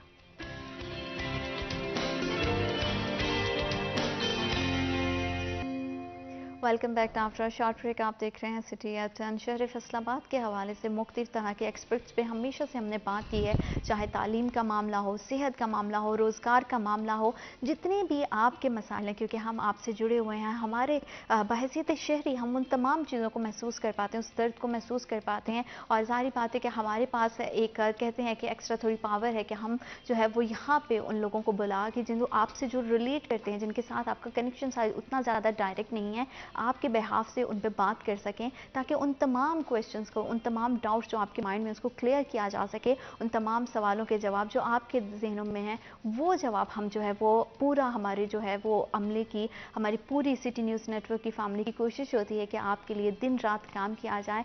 और अल्हम्दुलिल्लाह 2023 जो है वो बड़ा ही जो है वो इस लिहाज से बेहतर गुजरा।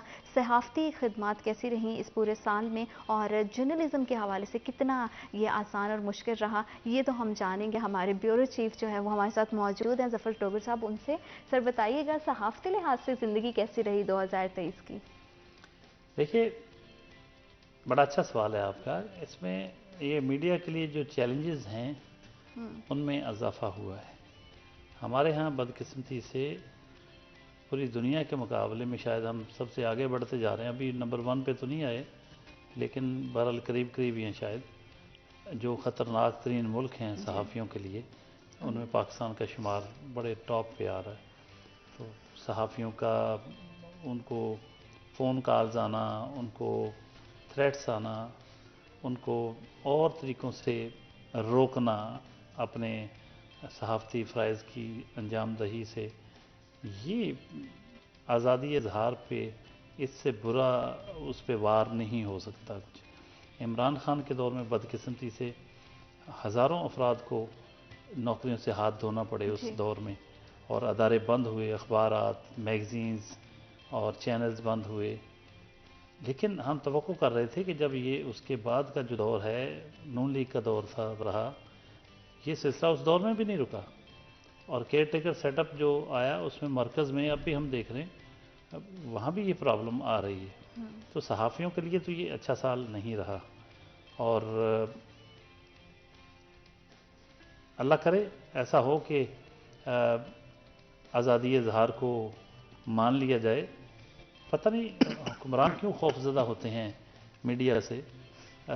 कोई नाकद तो होना चाहिए पॉलिसीज़ का, कोई आपको रोक टोक करने वाला होना चाहिए। और मीडिया कभी भी, कोई हुक्मरान मीडिया से खुश नहीं होता, कोई भी हुक्मरान हो, वो हमेशा वो समझता है ये हमारे मुखालिफ हैं, हालांकि ये मुखालिफ नहीं है, आपको राह रास्त पे रखने के लिए अपना किरदार अदा करते हैं।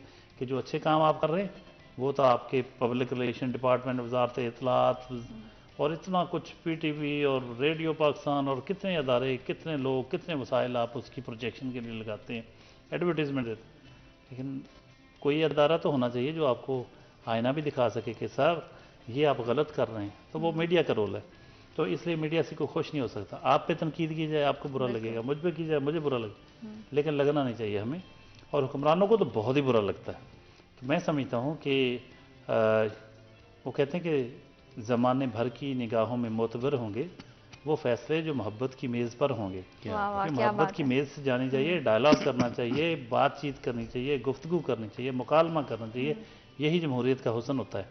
आप फिर उसके बाद वो वाल्टियर का कॉल मुझे बहुत पसंद है, मैं कई दफ़ा दोहराया भी है कि मैं तेरे इस हक़ के लिए लड़ूंगा कि तू मुझसे इख्तलाफ करे, यानी मुझसे इख्तलाफ करना तुम्हारा हक है और मैं तुम्हारे इस हक़ के लिए लड़ूंगा।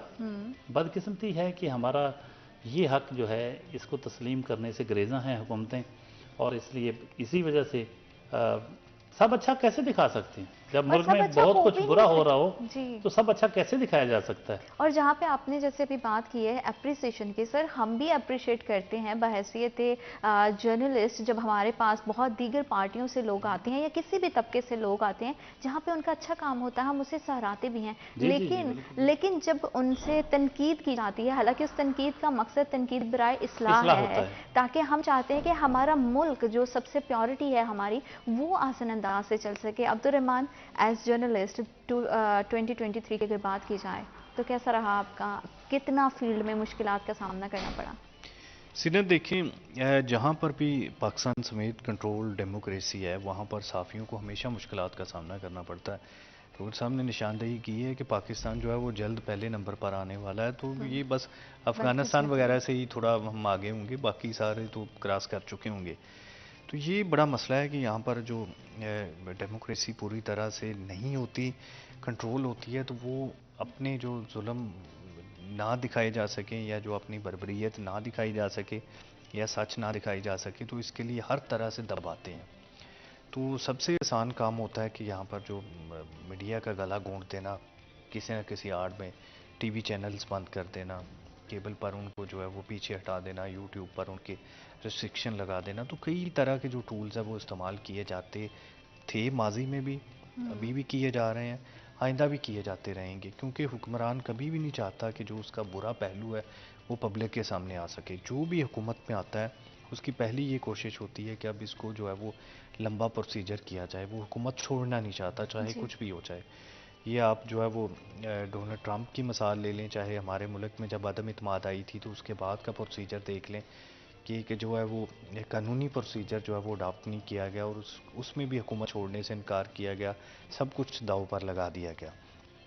तो ये एक बड़ा मसला है कि यहाँ पर अपनी हुकूमत महज बचाने के लिए जब सारी चीज़ें दाव पर लगाई जाती हैं तो उसका नुकसान ये होता है कि यहाँ पर वो डेमोक्रेसी कमज़ोर हो जाती है, जो नॉन डेमोक्रेटिक पावर्स हैं वो मजबूत होकर सामने आ जाती हैं, फिर वही डिसाइड करती हैं तमाम तर चीज़ें। तो उनके भी मफाद में नहीं होता कि मीडिया इस तरह से आज़ाद रहे।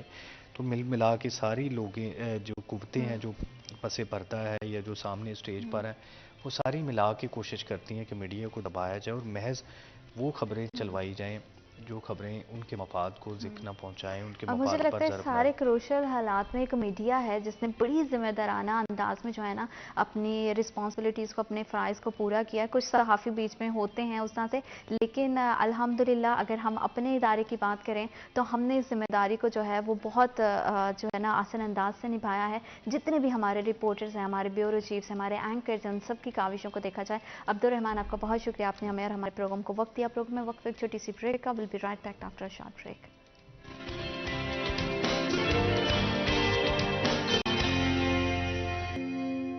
Welcome back to after short break. आप देख रहे हैं सिटी एट 10 और सिटी न्यूज़ नेटवर्क की पूरी टीम की हमेशा से काविश रही है कि आप तक जो है वो बेहतरीन, खरी और जो है सच्चाई पर जो मबनी खबर है उसको पहुंचाया जाए। 2023 भी सहाफ़ती खिदमात के लिहाज से हमारे इदारे ने जो है वो बहुत ढेर काविशें आपके लिए की हैं, क्योंकि हमारा मकसद सिर्फ आपकी बेहतरी, आपकी भलाई और हमारे मुल्क की भलाई है। हर अच्छे काम को हमने अप्रिशिएट भी किया और जहाँ पे कहीं हमें कुछ कमी कोताही दिखाई दी, हमने उस पर आवाज़ भी उठाई ताकि आपकी आवाज़ हम बन सकें, आपके जितने सवालात हैं उनके जवाबात आपके लिए हम लेकर आएँ। और अल्हम्दुलिल्लाह हमने अपना फरीज़ा जो है वो बड़े अच्छे और हसन अंदाज से जो है अदा किया और हम उस पर बड़ा सेटिस्फाइड हैं। और इंशाअल्लाह 2024 में भी ये सिलसिला इसी तरह से जारी रहेगा। सहाफ़ती लिहाज से अगर और सहाफ़ती ज़िंदगी के लिहाज से अगर बात करें तो हमारे पास पूरा एक जिसे कहते हैं ना कि पूरी लाइफ का एक स्कूल मौजूद है डॉक्टर साहब की सूरत में। उनसे जानेंगे कि सर, जैसे कि आपने बात की कि किस तरह से कितना चैलेंजेस का सामना करना पड़ता है। इतनी खूबसूरत गुफ्तगू चल रही है, उसमें एक मैं कहती हूँ कि मौके का फ़ायदा उठाते हुए ना एक पर्सनल सवाल मैं भी आपसे करना चाहती हूँ कि आप इतना जो खूबसूरती से प्रोग्राम करते हैं आज 41 के साथ, पूरा इतना डे हेक्टिक रहता है, इतनी एनर्जी कहाँ से लेकर आते हैं सारा दिन के लिए, सुबह से रात तक के लिए? बहुत शुक्रिया, आपकी मेहरबानी। हमारा तो प्रोग्राम चलें रिकॉर्डेड होता है। आप तो रोज़ाना लाइव 2 घंटे कर रही हैं। अरे सर।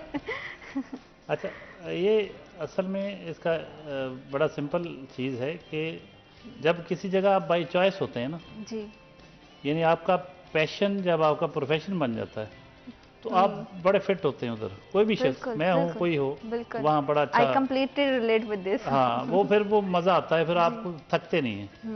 मैं हूँ या कोई भी शख्स जो बाई चॉइस जिस जगह पे होगा उसको अपने काम में मज़ा आता है, तो इसमें फील नहीं होता कि कितने घंटे गुजरे। मैंने जो प्रोग्राम लास्ट रिकॉर्ड किया है वो सुबह से हम शुरू हुए तो रात तकरीबन 10:30 बजे हम ख़त्म हुए।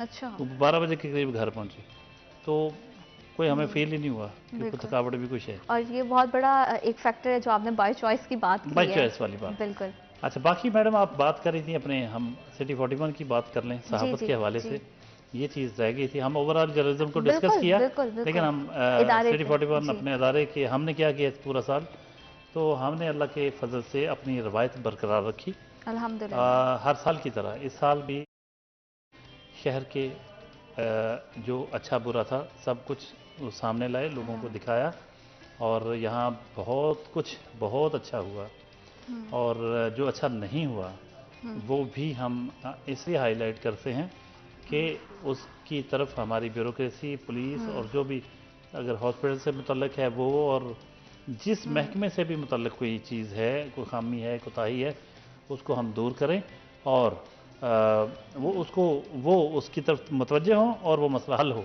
इस नुक्ता नज़र से हम हाईलाइट करते हैं। तो हमने शहर के मसाइल भी हाईलाइट किए, और यहाँ हर शोबे में, किसी भी शोबे में, स्पोर्ट्स हो, कॉमर्स हो, कल्चर हो, क्राइम हो, शोबे हो, और या ब्यूरोक्रेसी क्या कर रही है, पुलिस क्या कर रही है, कहीं किसी भी शोबे से, पूरी शोबा है ज़िंदगी से मुतल्लिक हमने इसका अच्छा बुरा फैसलाबाद का जो था वो सामने लाए, दिखाया, और अल्लाह के फजल से हमारा उस तरह से इश्यूज़ को हाईलाइट करने के नतीजे में जो मसाइल थे वो हल हुए। और ये ज़ाहिर है कि ये एक मुस्तकिल अमल है, ऐसा नहीं हो सकता कि एकदम से सारे मसाइल हल हो जाएं। हम इश्यूज़ हाईलाइट करते रहेंगे और इंशाल्लाह उसके नतीजे में बेहतरी आती रहेगी। बिल्कुल सही, किसी को अच्छा लगे बुरा लगे, हमारा जो काम है, हमारा जो फ़र्ज़ है, हम उसे पूरा करते रहेंगे। और फैसलाबाद के हवाले से, 2023 के हवाले से वासा का क्या किरदार रहा, हमारी फैसलाबाद की जितनी मैनेजमेंट इंतज़ामिया का क्या किरदार रहा, कहाँ बेहतरी आई और कहाँ मज़ीद बेहतरी की गुंजाइश है, इस पूरी सूरत हाल से आगाह करने के लिए हमारे सीनियर रिपोर्टर हैं वकास अहमद बेग, उन्होंने भी हमें ज्वाइन किया है। अस्सलाम वालेकुम वकास। वालेकुम। कैसे हैं आप? अल्हम्दुलिल्लाह। Thank you so much for coming. 2023 का हमारा लास्ट प्रोग्राम है हमारी ऑडियंस के लिए, तो हम बात यही कर रहे हैं कि 2023 किस तरह से गुजरा। आप क्या देख रहे हैं कि 2023 में फैसलाबाद इंतज़ामिया की अगर बात की जाए तो किस तरह का रहा, कहाँ पे चीज़ें लैक की हैं और मज़ीद कहाँ पे बेहतरी की गुंजाइश है? बिल्कुल, इस हवाले से जिस तरह डॉक्टर साहब अभी जिक्र कर रहे थे कि हमारा काम है चीज़ों को पहुंचाना, चीज़ों को हाईलाइट करना और ये कोशिश करना कि शहरियों के लिए जितना बेहतर से बेहतर हो सकता है उतना हो जाए।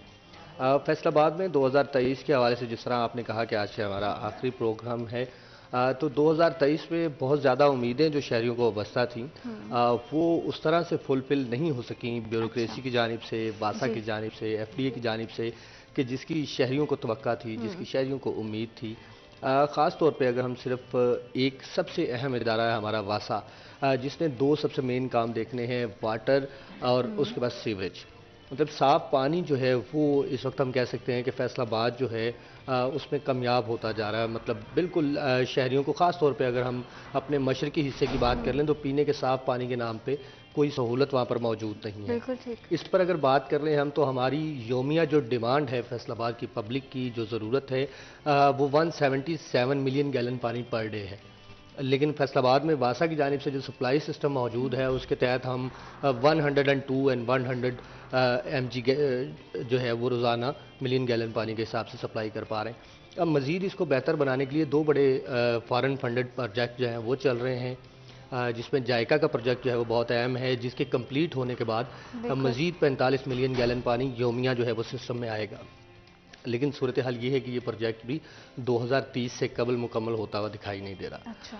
लेकिन उस वक्त तक फैसलाबादियों को जिस तरह से सर्व करना पड़ेगा उस पर कोई ख़ास तवज्जो नहीं दी जा रही। फिर दूसरा बड़ा मसला हमारे सीवरेज का है कि हमारा वेस्ट वाटर जो है वो किस तरह से ट्रीट किया जाता है। तो हमारे यहाँ 22 के करीब ऐसे एरियाज़ हैं फैसलाबाद में जिनमें गुज़िश्ता 10 सालों से मुस्तकिल सीवरेज के मसाइल मौजूद हैं, जिनको हम हाईलाइट करते हैं, वक्ती तौर पे उनको बेहतर करने की कोशिश की जाती है। लेकिन at the end of day कि जब आपके पास सीवरेज को एक ठिकाने तक पहुँचाने का इंतज़ाम ही मुकम्मल नहीं है, मशीनरी मुकम्मल नहीं है, तो सीवरेज का पानी डेफिनेटली गलियों में ही रहेगा। ये वो वजह है कि 2023 में शहरियों की उम्मीदें जो हैं वो ये थी कि शायद ये सीवरेज के मसाइल हल हो चुके हैं, जो कि बुनियादी मसाइल हैं। आपने घर से निकलना है, आपकी ख्वाहिश होती है कि आपकी गली जो है वो साफ़ सुथरी हो, लेकिन वहाँ पे अगर सीवरेज का पानी मौजूद हो, साफ़ पानी आपके घर में मौजूद ना हो, तो वो फिर मसाइल से दो चार होते हैं। अब भी शहरी आने वाले नए साल से भी यही उम्मीदें लगाए बैठे हैं कि शायद कि नई आने वाली आइंदा आने वाली हुकूमतें जो हैं वो इस तरफ तवज्जो दें। इसके अलावा भी अगर हम ओवरऑल ब्यूरोक्रेसी की बात कर लें तो मैं समझता हूँ 2023 जो है वो तबादलों और तब्दीलियों का साल रहा है। बिल्कुल। 2-2 3-3 अफसरान जो हैं वो हर सीट पे बदले, किसी को 3 माह मिले, किसी को 4 माह, किसी को 6 माह। तो इस टेनोर के अंदर आई थिंक सो कि अफसरान जो हैं वो भी उस तरह से परफॉर्म नहीं कर पाते जिस तरह से उनकी ड्यूटीज़ उनके ज़िम्मे होती हैं। बिल्कुल।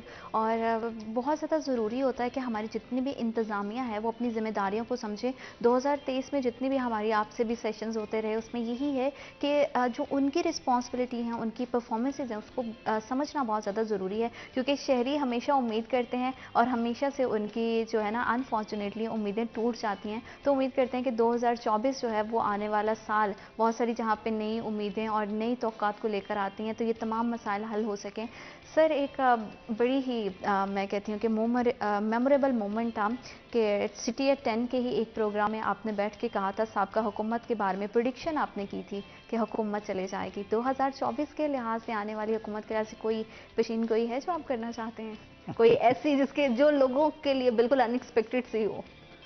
देखें, ये बड़ा ही अदम इस्तेहकाम का शिकार मुल्क है और एक ऐसा मुल्क हमारा वतन अजीज़ बन चुका है जहाँ कुछ भी प्रेडिक्ट करना अपनी पूरी साख को दाव पे लगाने के मुताबिक होता है। वो एक पूरी हो चुकी, मेरे ख्याल उसी पे इक्तफा करना पड़ेगा, क्योंकि अभी तो ये इतने तमाम तर दावों और चीफ जस्टिस तक के दावों के बावजूद अभी तक इलेक्शन पे शुकूक व शुबहात का इजहार किया जा रहा है कि वक्त पर हो सकेंगे।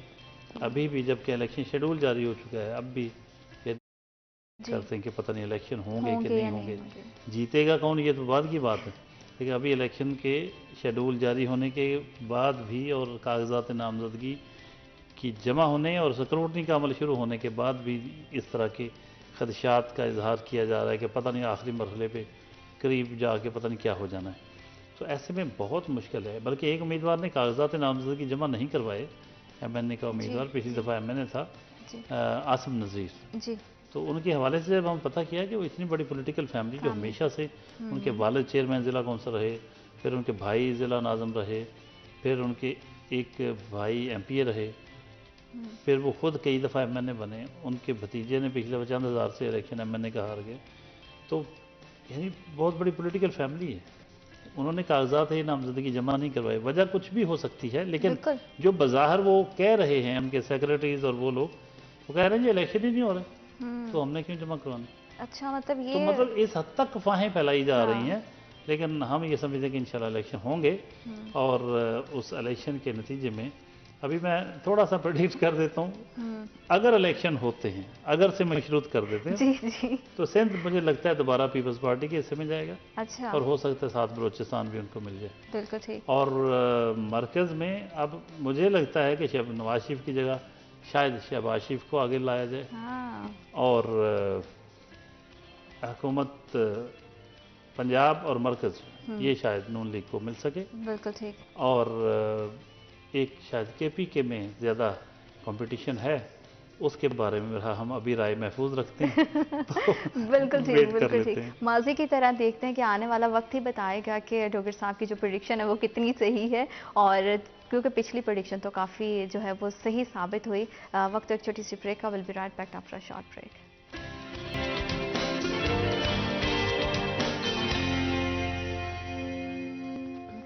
Welcome back after short break. आप देख रहे हैं सिटी एट 10 और शहर फैसलाबाद के हवाले से खसूसी गुफ्तगू जारी है कि 2023 में डिफरेंट शोबों की अगर हमने बात की, सेहत के लिहाज से बात की, खेलों के लिहाज से बात की, और भी जो है वो हमने बेरोज़गारी के, सियासत के हवाले से बात की, क्योंकि किसी भी शहर की जो खूबसूरती है वो शहर की बेहतरीन शाहराहों से होती है, वहाँ के इंफ्रास्ट्रक्चर से होती है। वो कितना बेहतरीन रहा 2023 में, उसके लिहाज से क्या इंतजामात किए गए, और 2024 में और कितनी बेहतरी की गुंजाइश है, ये जानेंगे हम वकास से। वकास, बताइएगा कि फैसलाबाद के अगर इंफ्रास्ट्रक्चर के लिहाज से बात की जाए तो कैसा रहा पिछला साल, और आने वाले साल में हम किस तरह की तौक़ात को वाबस्ता कर सकते हैं? बिल्कुल, इस हवाले से तौक़ात तो वाबस्ता की जा सकती हैं, चूँकि ख्वाब देखने पे शायद कोई पाबंदी नहीं होती। मेरे सीनियर और मेंटोर डोगर साहब भी मौजूद हैं। अगर मैं कुछ गलत ना कहूँ तो इस शहर के जो रिहायशी थे, इस शहर की जो आवाम थी, उन्हें हमेशा से ज़रूरत रही एक अच्छे इंफ्रास्ट्रक्चर की। बिल्कुल। इस सब पे आने के बाद अगर हम बात करें तो पूरा साल जो है वो हमारी इंतज़ामिया ने, हमारे अदारों ने चुप करके गुजारा। गुज़िश्ता 4 माह से मेंटेनेंस एंड रिपेयरिंग के नाम पे मुख्तलिफ शाहराहें जो हैं उन पर पैच वर्क जो है उसका आगाज़ किया गया। लेकिन चूँकि निगरान गवर्नमेंट थी गुज़िश्ता 4 माह से, तो सिर्फ पैच वर्क से ही शहर को बेहतर करने की कोशिश की जा सकी। शहर की 3 बड़ी ऐसी शाहराहें थीं जिन पर काम किया जाना बहुत ज़रूरी था। सरगोदा रोड जो है उसका टेंडर हो चुका था, गुज़िश्ता 7 माह से वो पेंडिंग पड़ा था। इसी तरह हमारा झंग रोड है, वो ठेका उसका अलाट हो चुका था, लेकिन ठेकेदार की जानिब से गुज़िश्ता 6 माह से काम नहीं किया जा रहा था। अब उस पर जो है निगरान गवर्नमेंट की जानिब से उन ठेकेदारों को जगाया गया है, हिलाया गया है, और शहर की वो 3 शाहराहें जो हैं उनको जो है जल्द अज जल्द बनाने के हवाले से अहकाम जारी किए गए हैं, ताकि फैसलाबाद शहर के ख़ास तौर पर जो दाखिली और ख़ारजी रास्ते हैं उनको इस काबिल बनाया जा सके कि बाहर से आने वाले और यहाँ से बाहर सफ़र करने वाले जो हैं वो एक आसान सफ़र जो है वो अपना जारी रख सके। ओवरऑल अगर गली मोहल्लों की, लिंक रोड्स की और छोटे बाज़ारों की बात कर ली जाए तो उखाड़ पिछाड़ की गई, लेकिन उस पर काम जो है, जैसे हम मिल्लत रोड की अगर बात कर लें तो वासा ने अपने पाइपलाइन बिछाने के लिए मिल्लत रोड को उखाड़े रखा साल के पहले 6 माह, लेकिन साल के आखिरी 6 माह गुजरने के बावजूद भी जो है मिल्लत रोड को दोबारा से उसी तरह से कारपेट नहीं किया जा सका। इस तरह मुख्तलिफ मुकामात पर अगर हम बात करें तो 19 ऐसे पॉइंट थे जिन 19 मुकामात पर सर सैयद टाउन हो, मिल्लत रोड हो, सरगोदा रोड हो, इलामा इकबाल कॉलोनी हो, झुमरा रोड हो, जहाँ पर सीवरेज की लाइनें जो हैं उनका काम किया गया, लेकिन उसके बाद फिर रोड जो है वो नहीं बनाए जा सके। ये खासा दुश्वार रहा शहरियों के लिए, और ये इंग्लिश वाला सफ़र किया शहरियों ने, और ख़ासा मुश्किल रहा उनके लिए कि टूटे फूटे रोड जो हैं, इसी उम्मीद के साथ कि वासा का काम हो चुका तो रोड जो है वो जल्द तामीर हो जाएंगे, लेकिन साल 2024 का इख्तिताम है, वो रोड आज भी तामीर के मुंतज़र हैं। अब अगर निगरान गवर्नमेंट की जानिब से तवज्जो दी जा रही है तो फिर भी उम्मीद की जा रही है कि आने वाले 2 माह में शायद कुछ शाहराहें, ख़ासतौर पे Sheikhpura road, Sargodha road, Jhang road और राजबा रोड हमारा जो कि बड़ा मसरूफ़ एरिया है उसको बनाया जा सके। क्योंकि रूटीन में आप जहाँ से सफ़र कर रहे होते हैं, अगर वो रोड सही ना हो तो आपके लिए वो रूटीन का सफ़र जो है ना वो ज़हमत बन जाता है, और सफ़र से सर हम बहुत सारी जो है ना अच्छी यादें बटोरते हैं। जब भी कोई शहरी दीगर शहरों से भी हमारे शहर का रुख करता है तो ये शाहराहें होती हैं जो सबसे पहले उनको वेलकम करती हैं। आप क्या समझते हैं कि हमारे शहर के इंफ्रास्ट्रक्चर में हमारी इंतज़ामिया का कितना किरदार रहा? बहुत शुक्रिया। मैं बस वो जो हम अभी प्रेडिक्शन पे बात कर रहे थे उसमें एक जुमला उसमें इजाफा कर दूं, बिल्कुल बिल्कुल, फिर मैं इस पे आता हूँ। अच्छा, उसको मुकम्मल कर लें, कोई चेंज नहीं है उसमें, मुकम्मल करना। ठीक है। वो ये है कि जो मैंने कहा कि पंजाब और मरकज़ नून लीग को मिल सकता है, इसमें अक्सरियत नहीं मिलेगी, ये मखलूत हुकूमतें बनेंगी। अच्छा, मखलूत हुकूमतें लेड बाई PMLN, यानी लीड ये कर रही होंगी बिल्कुल, लेकिन मखलूत होंगी कोलिशन गवर्नमेंट। जी, कोलिशन गवर्नमेंट मरकज़ में भी बनेगी और हो सकता है पंजाब में भी कोलिशन गवर्नमेंट बनाना पड़े। तो उसके नतीजे में कुछ सौदेबाजियाँ भी होती हैं और ये भी हो सकता है कि बाज़ का बड़ा कोई होता भी कंप्रोमाइज़ करना पड़ सकता है। अच्छा, अब आ जाते हैं हम इसकी तरफ, फैसलाबाद के इंफ्रास्ट्रक्चर की तरफ। बेग साहब ने बड़ी कमांड इनकी माशाल्लाह, उन्होंने पूरे फैसलाबाद के रोड्स के जिक्र किया, बहुत खूबसूरत। मैं सिर्फ इतना गुजारिश करूँगा अपनी हुकूमत से भी, और जब भी केयर टेकर गवर्नमेंट से भी करूँगा, और उसके बाद भी जो गवर्नमेंट मुस्तकिल हमारी जो फैसलाबाद की लीडरशिप है उसके भी सोचने का मकाम है कि असूल ये है कि जो आप जितना जहाँ से कमा रहे हैं उसी तनासब से वहाँ लगाएं भी। मुख्तलिफ सेगमेंट ऑफ सोसाइटी जो कुछ आपको दे रही है उसी शक्ल में वहाँ आप लौटाते भी हैं। अगर पंजाब भर में सबसे ज़्यादा रेवेन्यू फैसलाबाद देता है पंजाब गवर्नमेंट को जी, तो सबसे ज़्यादा फंड्स यहाँ लगने चाहिए, यहाँ उस तनासब से नहीं लगते। बिल्कुल ठीक। वो जिसके हम मुस्तहिक हैं, जब वो स्टेज आएगी, जब ऐसा होगा तो फैसलाबाद शहर की गंदगी दूर होगी, हमारा बहुत कुछ जो रहता है वो बन सकेगा। वो इतना कुछ रहता है कि मतलब ये तो मेन रोड्स है ना जो बेग साहब ने जिक्र किया, हमारे गली मोहल्लों के अंदर बहुत कुछ होने वाला है। हमारे सीवरेज के जो इश्यूज़ हैं, गलियों के, नालियों के, सड़कों के, पुलियों के, महलों के अंदर बहुत कुछ सफाई और फिर जदीद इंफ्रास्ट्रक्चर के साथ साथ दीगर जो महकमों का काम होता है, मतलब हेल्थ सेक्टर में जो कुछ होना है, रूरल हेल्थ सेंटर्स को बेहतर बनाया जाए, बेसिक हेल्थ यूनिट्स को बेहतर बनाया जाए, और जितना रश हॉस्पिटल्स पे पड़ा हुआ है इसको हम नई इमारतें बनाई जाएँ हेल्थ सेक्टर में, मतलब ना सिर्फ रोड इंफ्रास्ट्रक्चर बल्कि ओवरऑल फैसलाबाद का जो मुख्तलिफ डिपार्टमेंट का इंफ्रास्ट्रक्चर है वो भी बेहतर किया जाए। और उसके नतीजे में फिर हमारे कुछ इश्यूज़ हैं, हमारे हाई कोर्ट बेंच है वो मिले तो लाहौर पे बर्डन कम होगा। यहाँ बहुत से अंडर पासिस, ओवरहेड ब्रिजेस बनाने की ज़रूरत है, यहाँ बहुत से चौकों चौराहों की रीडिज़ाइनिंग और रीस्ट्रक्चरिंग की ज़रूरत है, बेशुमार जगहों पे हमारे ट्रैफिक सिग्नल्स की ज़रूरत है, वो नहीं लगे हुए। तो अक्सर जगहों पे कैनाल रोड पे इवन बहुत सारी जगह ऐसी जहाँ ट्रैफिक जैम हो जाता है। तो ये जितना बड़ा शहर है उसके तनासब से, मतलब यहाँ का कोई पब्लिक ट्रांसपोर्ट सिस्टम नहीं है, यहाँ ट्रैफिक इंजीनियर कोई नहीं जिस शहर में, उसकी हम क्या बात करेंगे। हेल्थ अगर आप उसको देखें, माहौलियात को देखें, महकमा माहौलियात, हमारे पास वो पैमाने ही नहीं है, वो जगह, वो चीज़ें ही नहीं जिससे हम यहाँ आलूदगी नाप सकें कि मुख्तलिफ इलाकों में कितनी आलूदगी है। आप एक पानी का टेस्ट करवाना चाहें कि मेरा जो घर का पानी मैं इस्तेमाल कर रही हूँ इसमें ये मुज़र सेहत है या ठीक है, पीने के काबिल है या नहीं, तो आपको पता ही नहीं चलना कि मैं कहाँ जाऊँ। हालांकि ऐसी लेबॉर्टरी जगह जगह पे लगी होनी चाहिए कि जहाँ बंदा जाए चेक करवाए, और मतलब वो बेसिक चीज़ें जहाँ ज़रूरत है ह्यूमन हेल्थ की, उस पर तवज्जो देने की है, पब्लिक हेल्थ इंजीनियरिंग की ज़रूरत है, वहाँ हमारी तवज्जो नहीं है गवर्नमेंट्स की, उतना फंड्स नहीं दिए जाते, उतने इस सेक्टर में भी काम करने की ज़रूरत है। तो बहुत कुछ अभी होना बाकी है, लेकिन मैं ये नहीं कहता कि गिलास आधा गिलास खाली है तो आधा भरा हुआ भी है, लेकिन हम कहते हैं कि बाकी जो खाली है उसको भी भरने की ज़रूरत है। Thank you so much sir, आपने इतना जो है ना डिटेल में बहुत कम वक्त में बात की और हर एक्सपेक्ट पे हमने कोशिश की कि हम उसको कवर कर सकें।